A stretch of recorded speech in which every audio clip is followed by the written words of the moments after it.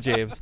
But boys and girls, we're in game number 3. It could be the decision-making match here in the round of 8, as he is up 2-0 at the bottom left corner of the map. It's TCM Gaming's blue Zerg player, Soulkey. In the upper right, as the red Terran, it's Gumiho. Alright, this is really scary, to be honest. Gumiho is in a situation where he's definitely outside of his comfort zone. In a matchup that he should be the boss at, he finds himself down 2 points. I don't even know if he wants to risk going mech, because he's kind of had his number beat twice in a row. Let's not forget, it's not like Gumiho's bad at playing bio. We've actually seen him topple people playing bio. But the thing I kind of like... though. Yeah. His TVZ, definitely, when you see a lot of his matches, it looks like he's more or less comfortable with playing as like a mech-based Terran than bio, which probably is a reason why he goes for a lot of mech builds.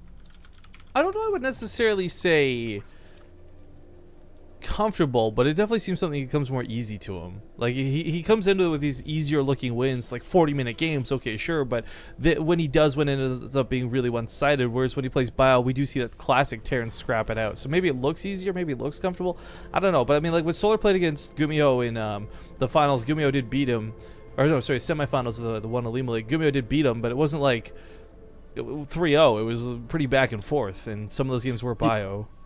You also have to take into consideration that it could be part of the mind games too. Gumiho is known for his factory-based plays, and he's quite good with it. So a lot of Zerg players, when they face off against Gumi, they automatically just blindly assume it's going to be a mech.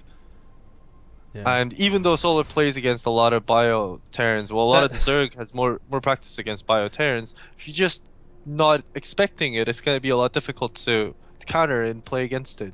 That's actually a pretty good point, because that really reminds me of the way 4GG kind of went DreamHack. Came into that, everyone expected like crazy mech, and then bam, a couple of rounds of bio, because that's what he's known for, right? Like, you get caught up with this stigma of being one type of player or not. But we do have a fairly quick Bailey nest coming down out of Soulkey, and I'm not sure if this is just defensive. He is making 6 lings for now.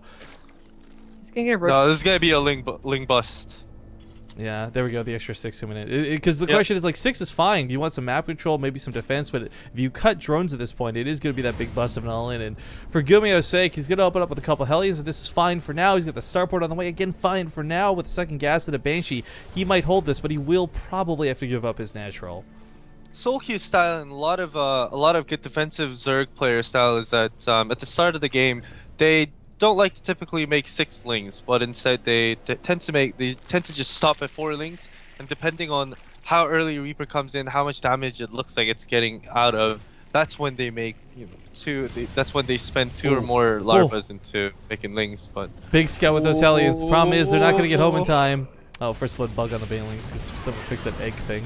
But yeah, I like that he's layering the wall a little bit thicker. He's going to put down the racks. He's got to build another depot here on the left side. Command center's not going to be there in time. He will try to repair this, but here comes the buzz. Oh, he keeps the depot alive! He keeps the depot alive! If he can repair this fast enough, it might not be enough to finish it. 2 more Bailey's coming in. Looks like it won't quite do it. The right side holds as well. Gumiho keeps his base alive! How did that happen? I think that was a mistake. It looked like the Baneling splashed. No. I know what happened. See, if you look at it, a lot of times what happens is 6 lings into the building in the center, the splash damage takes out 2 supply depot. But look at the second supply depot in the higher position. It's not right beside the factory. Well, so none of the. Well, he had one. He had one. Yeah, he just layered a second one on top of it. Yeah, that's the second one. Yeah. So then it's a smart positioning for the second one. Yeah, the question, of course, was like, how did that bottom one live? And I think just the repair timing was so perfect that the Bailings were stuttered in. And for the sake of the way this goes, Gumiho doesn't come out of this like crazy far ahead. He doesn't have a faster 3rd CC in base. He doesn't have a crazy SCV lead. But Soulkey had to give up a lot. He cut drone production. He produced a lot of gas to those Banelings that ultimately died for repair costs on a supply depot. I think 2 Hellions from Gumiho were really the biggest, 3 Hellions, sorry, biggest loss in that engagement. But following this up as safely as he can. Spore crawlers go down. A spine crawler even for defense. Gumiho's got a lot of counterattack potential. The thing about a Banshee, though, is that even with 2 spore crawlers, there's no like mobile defense. The Queens, are they ever going to be able to take a 3rd? I guess he might wait for Spire to do that with his faster lair. He's still playing off 2 bases with what is finally a decent drone count. Gumiho's gonna.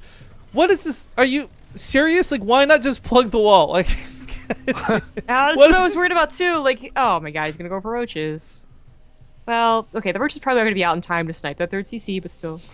But what is this 3rd CC positioning? I feel like this roach may, if you don't see the 3rd go down in next, I don't know, 30 seconds or so, this roach might be a defensive one. But if you don't see the 3rd hatchery, it's gonna be it's another all-in attempt with roach, banelings, and zerglings. Yeah. Oh, Just probably hoping for the dive best. for that queen. I don't know.